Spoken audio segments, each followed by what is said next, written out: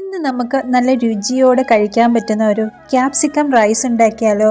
ഇനി അമ്മമാർക്കൊക്കെ രാവിലെ കുഞ്ഞുങ്ങളുടെ ലഞ്ച് ബോക്സിലൊക്കെ വേഗത്തിൽ കൊടുത്തു വിടാൻ പറ്റുന്ന ഒരു ഈസി റെസിപ്പിയാണിത്.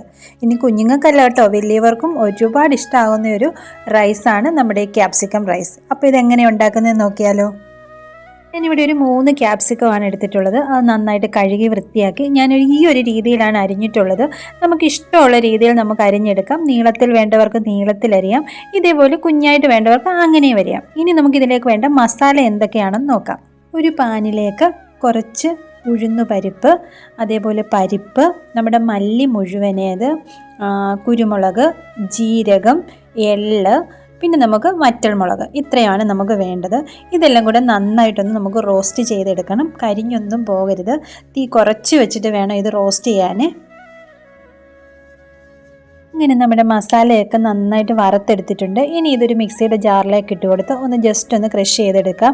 ഒരുപാടൊന്നും പൊടിക്കുകയൊന്നും വേണ്ട, ഒന്ന് ജസ്റ്റ് ഒന്ന് ക്രഷ് ചെയ്തെടുത്താൽ മതി.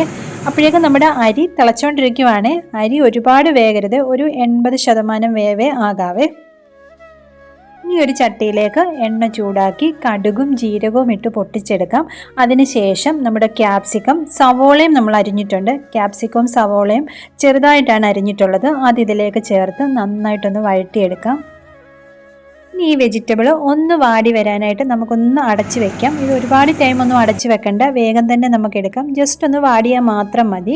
ഇനി ഇതിലേക്ക് നമുക്ക് കുറച്ച് മഞ്ഞൾപ്പൊടി ചേർത്ത് കൊടുക്കാം.